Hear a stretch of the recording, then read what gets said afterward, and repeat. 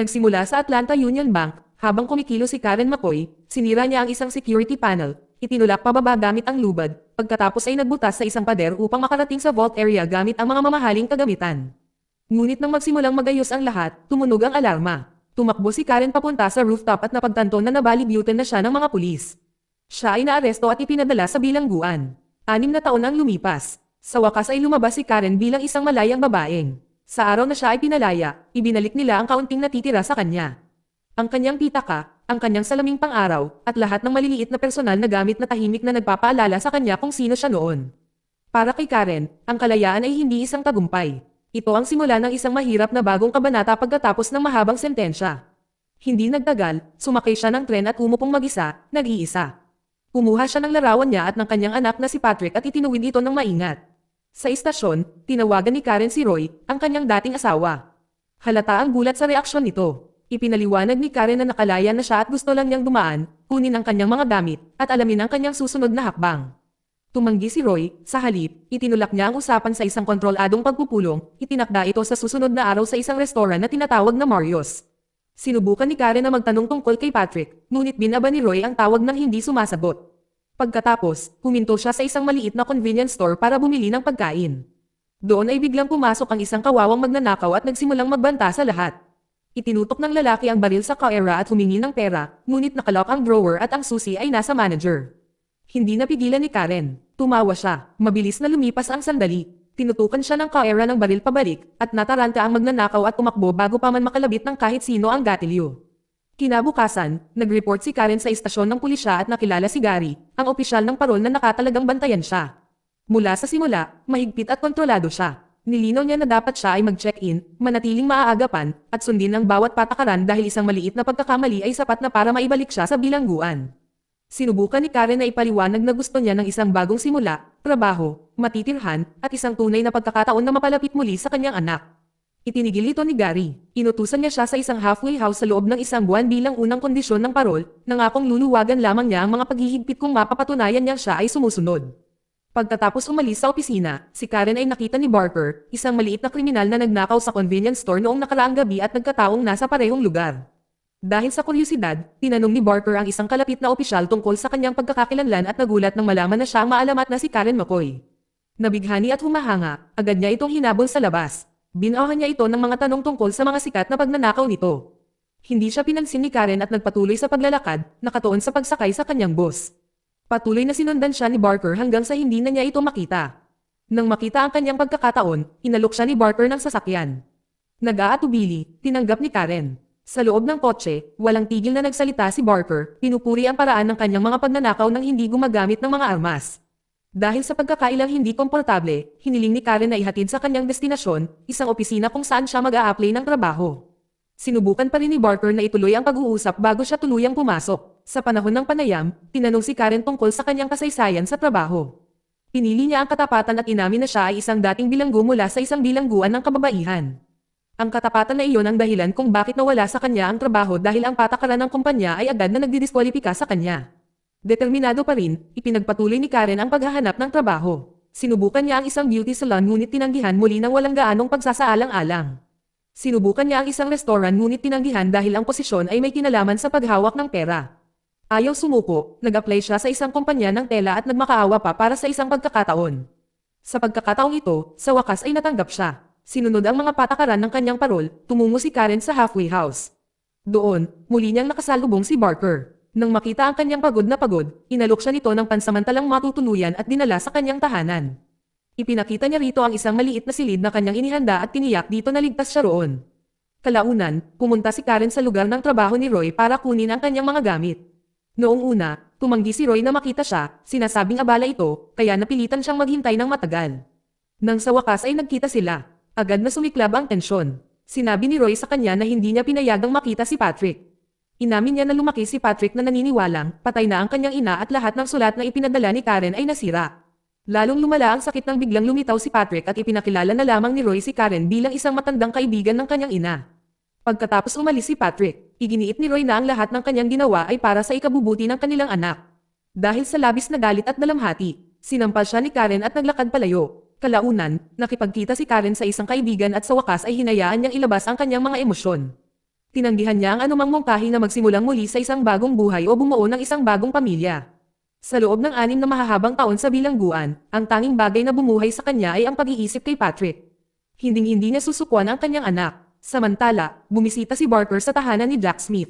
Ipinakilala niya ang kanyang sarili bilang isang malayong kamag-anak at mabilis na ipinahiwatig ang tunay na dahilan ng kanyang pagbisita, na nag-alok ng pangalan ng isang bihasang espesyalista para sa isang malaking trabaho. Binanggit niya si Karen McCoy at isiniwalat na ito ay nakalabas at naninirahan sa Atlanta. Agad na nakuha ng pangalang iyon ang atensyon ni Jack. Gayunpaman, pinanatili ni Jack ang kanyang malamig at kontroladong reaksyon, tahimik na pinapunta ang kanyang tauhan, si Reynard, upang hanapin siya. Natagpuan ni Reynard si Karen sa paaralan ni Patrick. Mula sa malayo, pinanood niya ang kanyang anak na naglalaro kasama ang mga kaibigan nito, walang kamalayan sa panganib na malapit. Lumapit si Reynard at sinabi sa kanya na gusto ni Jack na makipag-usap. Agad na tumanggi si Karen, lubos na alam ang banta sa likod ng kahilingan. Nang ipakita ni Reynard ang baril sa kanyang baywang, mabilis na tumugon si Karen. Sinipa niya ito, hinawakan ang armas, itinapon ito, at naglakad paalis ng hindi lumilingon. Nanginginig at nawawalan ng emosyon, bumalik si Karen sa bahay ni Barker. Nang makita ang kanyang kalagayan, sinubukan ni Barker na pagaanan ang loob at imbitahan siya sa hapunan. Noong una, tumanggi siya, ngunit kalaunan ay sumuko siya at sumama sa kanya. Habang kumakain, inamin ni Karen na wala siyang ideya kung ano ang gagawin kay Patrick. Gayunpaman, isang bagay ang tiyak. Hindi niya kailanman susukuan ang kanyang anak. Naramdaman ang sandali, sa wakas ay ibinunyag ni Barker ang kanyang tunay na intensyon. Inalok niya sa kanya ang isang trabaho at ipinaliwanag na may kilala siyang grupo ng mga profesional na makakatulong. Sa sandaling banggitin niya si Jack Smith, tumigas ang ekspresyon ni Karen. Tumayo siya at naglakad palayo kasunod ni Barker na nalilitong naguguluhan. Puno ng galit, nilinaw ni Karen na si Jack Smith ang lalaking responsable sa pagnanakaw ng 6 na taon ng kanyang buhay. Wala siyang nais na anumang kinalaman dito o sa sino mang may kaugnayan dito at hiniling kay Barker na huwag na siyang lapitan muli. Kinabukasan, habang nasa trabaho si Karen, ipinaalam sa kanya ng isang katrabaho na gusto siyang makita ng kanyang supervisor, si Catherine. Pagpasok ni Karen sa opisina, nakita niya si Gary na naghihintay sa loob. Ipinaliwanag niya na nagsagawa ang kumpanya ng background check para sa payroll at natuklasan na nakaparole pa rin siya. Bukod pa riyan, nakalista siya sa kanyang aplikasyon bilang self-employed. Na nagdulot ng mga alalahanin. Nagmakaawa si Karen, inamin na nagsinungaling siya dahil sa desperasyon para lamang makakuha ng pagkakataong makapagtrabaho. Tumanggi si Gary, at nilinaw na ito ay isang seryosong paglabag. Sinamahan niya si Karen palabas ng gusali at sinabihan siyang dapat siyang bumalik sa halfway house dahil sa paglabag sa mga patakaran. Desperado, ipinaliwanag ni Karen na walang kukuha sa kanya kung magsasabi siya ng totoo. Nanatiling malamig ang loob ni Gary, pagkatapos ay biglang nag-alok ng isa pang opsyon. Sinabi niyang makakalimutan niya ang paglabag kung papayag itong lumabas para uminom at pag-usapan ang mga pagkakataon sa hinaharap. Nag-aatubili si Karen na sumang-ayon, para lamang mapagtanto ng huli na nadinala siya nito sa isang malaking estate. Hindi nagtagal na intindihan niya na ang bahay ay kay Jack Smith.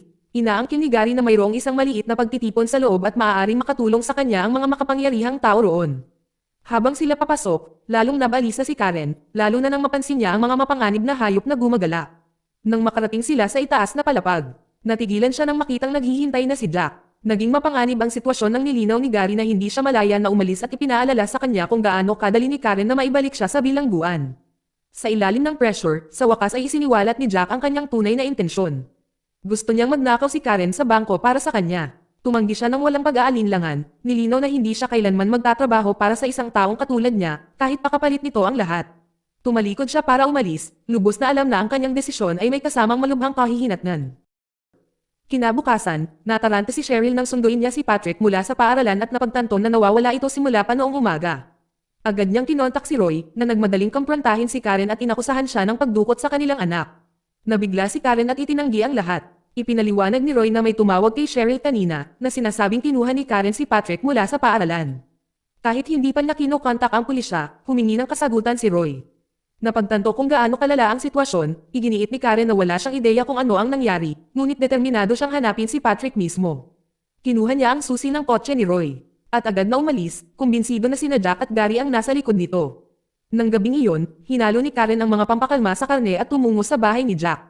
Itinapon niya ang pagkain sa bakuran para patumbahin ang mga asong bantay. Nang sila ay bumagsak, umakyat siya sa bakod at palihim na pumasok. Doon ay nakakita siya ng mga palatandaan na nakaturo kay Gary. Agad na tumungo si Karen sa apartment nito kung saan sinabi sa kanya ng isang kapitbahay na nangingisda si Gary. Sa loob ng apartment, nakita ni Karen ang isang larawan ni Gary na kuha sa isang lugar na tinatawag na Lake Lucille. Walang pag-aalinlangan, tumungo siya roon. Pagdating niya, kinausap niya ang isang lokal na lalaki na nagngangalang Sam, na nagkumpirma na nakatira nga si Gary sa malapit. Mula sa malayo, sinuri ni Karen ang lugar gamit ang binocular, desperadong hinahanap si Patrick. Nang umalis si Gary sakay ng kanyang kotse, sinamantala ni Karen ang munting sandali at palihim na pumasok sa bahay. Natarante siya ng makarinig ng matinding sigaw at paulit-ulit na tinawag ang pangalan ni Patrick. Pagkatapos mabuksan ang isang pinto, napagtanto niyang ang tunog ay nagmumula lamang sa telebisyon. Mabilis niyang ginaising si Patrick, niyakap ito, at tumakas kasama niya. Samantala, huminto si Gary sa bahay ni Sam at nalaman na isang babaeng blonde ang nagtatanong tungkol sa kanya noong kagabi. Nang mapagtanto niyang si Karen ito, nagmadali siyang bumalik sa kanyang vilya. Naputol ang pagtakas ni Karen nang biglang nasaran ang sasakyan ni Roy. Naabutan ni Gary, sinampal, at nawalan ng malay si Karen habang sumisigaw si Patrick sa takot. Nang magising si Karen, nakita niya ang sarili na nakaharap ni Jack. Pinakalma siya nito at tiniyak sa kanya na ligtas si Patrick. Sinabi niya na ayaw niyang saktan ang sinuman at gusto lang niya ang pera mula sa bangko. Dahil wala na ibang pagpipilian, pumayag siya sa mga kondisyon nito. Pinuntahan niya ang kanyang anak, inaliw ito, at nangako na hindi niya ito iiwan. Kahit na takot ito, pinakalma niya ito hanggang sa tuluyan na itong makatulog. Pagkatapos nito, tinawagan ni Karen si Roy upang kumpirmahin na ligtas si Patrick. Sinabi niya sa kanya na hindi pa niya ito maibabalik dahil may isa pang bagay na kailangan niyang gawin. Hiniling niya sa kanya na magtiwala sa kanya kahit walang paliwanag. Ang susunod niyang gagawin ay ang makipagkita kay Barker at humingi ng tulong sa kanya. Sinabi niya sa kanya ang katotohanan at nakinidnap ni Jack si Patrick. Nagulat si Barker at napuno ng pagkakasala, ngunit nilinaw ni Karen na nagtitiwala pa rin siya sa kanya. Sinabihan ni Karen si Barker na maghanda. Nagpalit siya ng damit at bigla ang kumuha ng baril, ngunit agad niya itong pinigilan. Nilinaw niya na hindi ito isang pabaya na pagnanakaw at hindi maaaring magkaroon ng mga armas. Dapat maging kalmado, tumpak, at kontrolado ang lahat. Pagkatapos nito, bumalik si Karen sa bahay ni Jack kasama si Barker. Mariing sinabi ni Karen na tinanggap na niya ang trabaho at siya lamang ang pipili ng kanyang driver. Sinubukan ni Barker na tiyakin kay Jack na hindi siya magpapakalungkot, ngunit tumugon si Jack ng may malamig na babala, na nilinaw na ang isang pagkakamali ay ikamamatay. Kinabukasan, dumating si Karen sa Atlanta Union Bank na may bagong hitsura at makinis na itsura. Nagpanggap siyang regular na customer at humiling na umupo ng safe deposit box. Isang staff ang bumati sa kanya at hiniling na hintayin si Mr. Kroll. Habang naghihintay, mahinahong pinag-aralan ni Karen ang bawat kamera, bawat anggulo ng seguridad, at ang buong layout ng pagmamatsyag sa loob ng bangko. Hindi nagtagal, dumating si Mr. Kroll at tinulungan siya. Gamit ang dahilan ng pag-iimbang alahas, pinunan ni Karen ang mga papeles at sinagot ang kanyang mga tanong ng may kumpiyansa. Pagkatapos ay sinamahan siya patungo sa vault, na protektado ng mga pinatibay na elevator at ang pinaka-advanced na sistema ng seguridad ng bangko. Sa loob ng vault, inabutan siya ni Mr. Kroll ng isang deposit box. Nang walang hinala, naglagay si Karen ng isang makapal na ledger sa loob bilang bahagi ng kanyang plano. Natapos niya ang unang bahagi ng kanyang plano nang hindi nakakakuha ng anumang pansin. Bumalik si Karen sa kotse kung saan naghihintay sina Barker at Jack. Ipinaliwanag niya na ang sistema ng seguridad ng bangko ay mas advanced kaysa sa inaasahan, lalo na para sa isang pasilidad na may rating na AAA. Itinuro niya ang presensya ng isang sistema ng VSU na halos nagpapahirap sa direktang pagnanakaw. Tumanggi si Jack na tanggapin iyon at pinilit siyang maghanap ng ibang paraan. Ang pressure ay naging personal nang banggitin ni Jack si Patrick. Ang sandaling iyon ay pinilit si Karen na mag-isip ng iba. Sinimulan niya na balangkasin ang isang estratehiya na nagpapakita ng layout ng bangko at ng katabing gusali ng seguridad kung saan nakaruta ang lahat ng mga cable ng pagmamatsyag. Ipinaliwanag niya na kapag gumana ang alarma, ang mga sasakyan ng seguridad ay agad natutugan.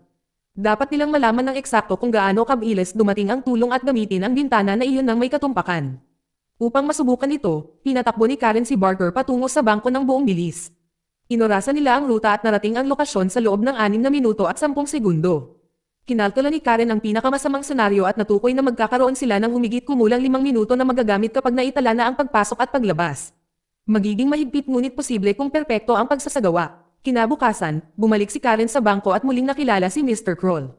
Habang kanilang pakikipag-ugnayan, palihim niyang pinipindot ang isang maliit na remote, maingat na hindi makakuha ng atensyon. Habang naghahanda para sa operasyon, ginugol din ni Karen ang oras na muling nakikipag-ugnayan kay Patrick. Malumanay niyang ikinwento sa kanya ang tungkol sa kanyang ina nang hindi ibinubunyag ang kanyang pagkakakilanlan. Inilarawan ni Karen ang isang babaeng mahilig sa baseball, may malakas na espiritu, at minahal ang kanyang anak ng higit sa anumang bagay sa mundo. Sinabi ni Karen sa kanya na mula noong araw na siya ay isinilang, siya ang naging pinakamagandang bagay na nangyari sa kanya. Kinabukasan, sina Karen at Barker ay lumabas upang kunin ang mga pasaporte at isang baril bilang bahagi ng pangwakas na paghahanda. Sinuri ni Karen ang bawat detalye at malinaw na itinalaga ang bawat tungkulin. Pagkatapos ay tumungo si Barker sa Atlanta Union Bank upang magbukas ng safety deposit box at iimbak ang mga kinakailangang bagay ayon sa plano. Pagkalabas ng bangko, nadatnan ni Barker si Reynard na naghihintay sa labas. Nagduda si Reynard at nagtanong kung bakit nasa loob si Barker. Hindi ito pinansin ni Barker at sinabing pumunta lang siya para isara ang kanyang savings account. Nang tignan ni Reynard ang halaga, nakita niyang halos wala nang natitirang pera.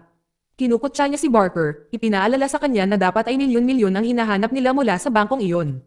Samantala, pinag-aralan ng detalyado ni Karen ang security system, hinahanap ang mga access code na patungo sa vault. Kasabay nito, binuo niya ang ilang device na kailangan para makapasok sa sistema. Nang makumplito ang teknikal na pag-setup, tinipon niya si Jack at ang kanyang mga tauhan upang ipaliwanag ang plano. Itinuro niya ang mga ruta ng security cable na mapupuntahan mula sa basement at ipinaliwanag kung paano madaling maaaring hindi paganahin ang CCTV. Ang tunay na hamon ay nasa sound-based security system, na lubhang sensitibo at imposibleng i-shutdown nang hindi nag-trigger ng alarm. Sa halip na iwasan ito, bumuo si Karen ng isang plano na gumagamit ng mga alarma sa isang kontroladong paraan, hinahati ang pagnanakaw sa tatlong magkakahiwalay na yugto. Ang bawat yugto ay maingat na tinitingnan na may sapat na espasyo bago dumating ang seguridad, na nagpapamukhang isang hindi nakakapinsalang aberya sa sistema ang bawat alarma. Dahil sa eksaktong timing, nakumbinsi ni Karen ang pangkat na maaari silang pumasok, linisin ang vault, at umalis ng walang iniiwang bakas. Matapos marinig ang buong plano, sa wakas ay pumayag si Jack na isugal ang lahat para sa malaking kabayaran na naghihintay sa dulo. Habang papalapit ang operasyon, muling bumalik si Karen sa Atlanta Union Bank. Sinadya niyang pahabain ang kanyang pagbisita, pinapanatiling abala ang mga kawani hanggang sa oras ng pagsasara. Nang hindi nakakakuha ng atensyon, itinago niya ang isa sa kanyang mga custom na aparato sa ilalim ng basurahan sa loob ng bangko. Nang gabing iyon, sina Karen, Barker, Jack, at ang mga tauhan ni Jack ay naghanda para sa paglipat. Bago umalis, tiningnan ni Jack sina Karen at Barker para siguraduhin wala silang dalang mga armas. Iginiit ni Karen na hindi siya kailanman nagdadala nito. Ngunit bago pa man sila umalis, may hindi inaasahang nangyari. Biglang lumitaw si Gary, hawak si Patrick. Ang kanyang presensya ay nagpapakita na nasecure ni Jack ang kanyang impluensya upang kontrolin si Karen. Ipinaalam ni Gary na siya ang magbabantay sa bata. Pagdating nila sa lokasyon, unang lumipat si Jack. Tumungo siya sa maliit na poste ng seguridad malapit sa bangko, na binabantayan lamang ng isang tao. Gamit ang dahilan ng sirang truck at ang pangangailangang tumawag sa telepono, kinumbinsi niya ang gwardya na buksan ang pinto. Sa sandaling lumitaw ang butas. Hinugot ni Jack ang kanyang sandata, kinulong ang gwardya sa loob, at sinenyasan ang iba pang miyembro ng team na pumasok. Opisyal na nagsimula ang operasyon mula sa gusaling katabi ng bangko. Mula roon, hinak ng team ang CCTV system, nire-record ang footage ng walang laman na bangko at iniikot ito para magmukhang normal ang lahat.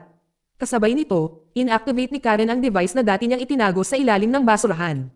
Lumipat ang basurahan sa pananaw ng camera at nag-trigger ng unang alarm, na sinundan ng pangalawa, ayon sa plano. Mabilis na dumating ang mga pulis, ngunit walang nakita. Nang makaalis na sila, si Karen at ang team ay lumipat papunta sa likod ng gusali upang simulan ang susunod na yugto.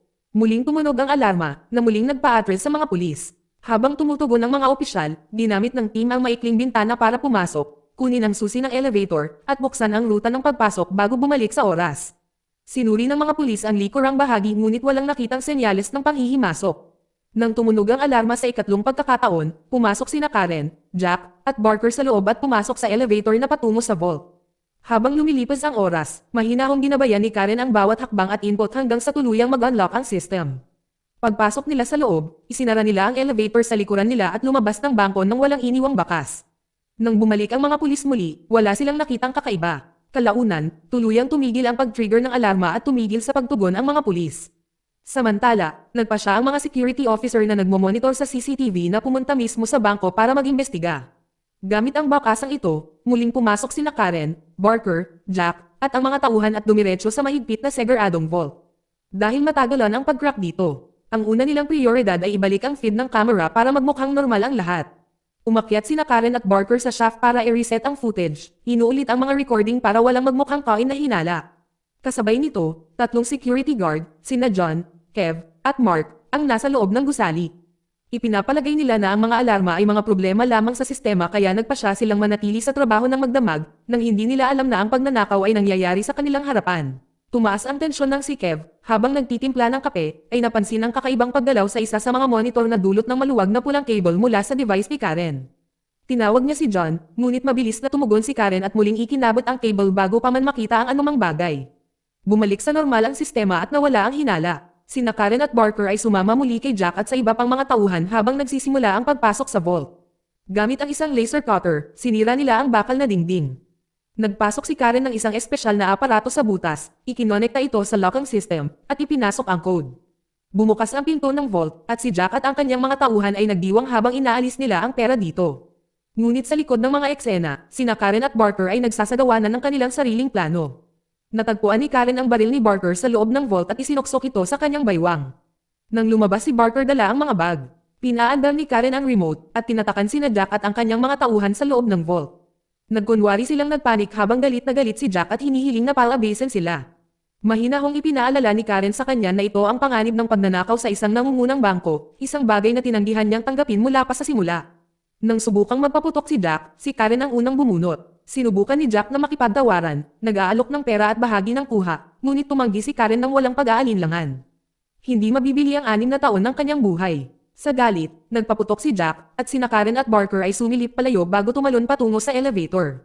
Sandali na nagatubili si Barker, natukso sa natirang $18 milyon, ngunit ipinaalala ni Karen sa kanya na ang pera ay sa bangko. Sa loob ng elevator, napagtanto ni Karen na si Barker ay nabaril sa binti.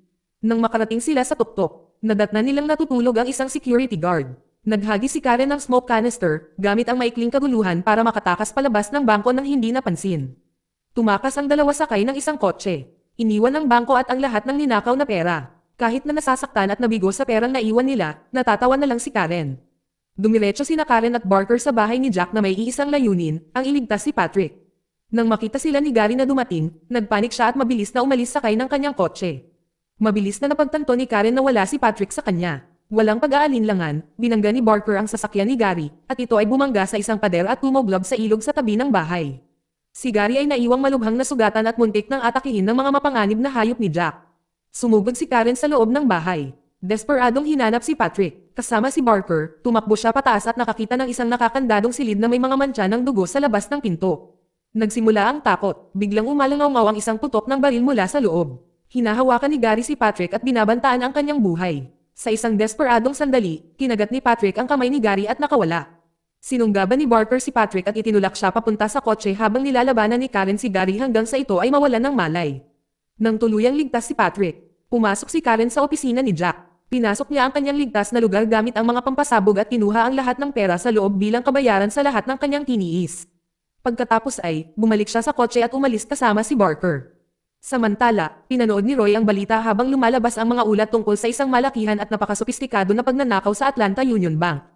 Ayon sa mga awtoridad, ang ilan sa mga kriminal ay nakulong sa loob ng vault, habang ang dalawa ay nakatakas. Isa sa kanila ay pinaniniwala ang isang babae. Nang marinig ito, agad na nalaman ni Roy na si Karen ang may pagkanan nito.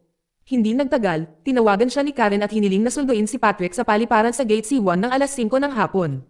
Pagkatapos ng tawag, tinanong ni Barker kung bakit hindi isinasama ni Karen si Patrick. Ipinaliwanag ni Karen na ang pamumuhay ng nakatakas kasama ang isang bata ay hindi ang buhay na gusto niya para sa kanya. Saktong alas 5 ng hapon, dumating sina Karen at Barker sa paliparan na may bagong mga mastara. Tumindi ang tensyon nang mapansin ni Karen ang mga pulis na malapit. Upang maiwasan ang hinala, nagkunwari si Barker na siya ang humahawak ng mga tiket at isinama si Patrick habang nanatili si Karen sa gate gaya ng plano, hinihintay ang pagdating ni Roy. Nang sa wakas ay dumating si Roy, hindi niya makilala si Karen noong una dahil sa pagbabago ng kanyang itsura. Nang mapagtanto niya kung sino ang babae, agad na naging tensyonado ang kanilang pakiramdam. Senyales niya na gusto niyang makipag-usap ng pribado at palihim na isiniwalat ang isang nakatagong baril bilang isang banta. Inakusahan ni Roy si Karen ng pagkuha ng pera ng bangko. Itinanggi niya ito at iginiit na naiwan ang pera, ngunit ayaw maniwala ni Karen. Pinilit niya si Karen sa banyo ng mga lalaki at hiniling na buksan niya ang kanyang bag. Nang makita niya ang pera sa loob, ang kanyang pagkabigla ay nauwi sa galit at nawalan siya ng kontrol. Bago pa niya ito masaktan, biglang sumulpat si Barker mula sa isa pang stall at nawalan ng malay si Roy na nagpahinto sa kanya sa oras at nailigtas si Karen. Nang malapit ng mag-boarding, nagmadali sina Karen at Barker na hanapin si Patrick. Sa gitna ng kaguluhan, mukhang nalilito si Patrick at nagtanong tungkol sa nangyari. Nag-atubili si Karen, pagkatapos, sa paghihikayat ni Barker, sa wakas ay sinabi sa kanya ang katotohanan. Natigilan si Patrick nang malaman na ang babaeng inaakala niyang wala na ay ang kanyang ina pala. Nakakapangilabot ang sandaling ito, ngunit unti-unti niya itong tinanggap ng lumantad ang katotohanan. Gamit ang mga bagong pagkakakilanlang inihanda ni Barker, sumakay silang tatlo sa eroplano. Naupo si Patrick sa harap habang sina Karen at Barker ay nakaupo sa likod niya. Nang malapit nang lumipad ang eroplano, biglang tumigil ang lahat. Bumuhos ang pagkabalisa ni Karen nang makita niya ang dalawang kotse ng pulis na humaharurot patungo sa eroplano. Tinanong niya ang flight attendant kung ano ang nangyayari habang tahimik na naghahanda si Barker para sa pinakamasamang mangyayari. Tumitindi ang tensyon nang pumasok ang mga opisyal sa eroplano. Ilang sandali pa, bumalik ang flight attendant na may dalang hindi inaasahang balita. Walang kinalaman sa kanila ang pagkaantala. Ito ay dahil sa isang emergency organ transplant na nangangailangan ng agarang clearance. Na-clear na ang eroplano para sa pag-alis. Sa wakas ay naramdaman nila ang ginhawa. Sa unang pagkakataon sa matagal na panahon, napagtanto ni Karen na tunay silang malaya. Dito nagtatapos ang kwento. Salamat sa panonood, kaibigan.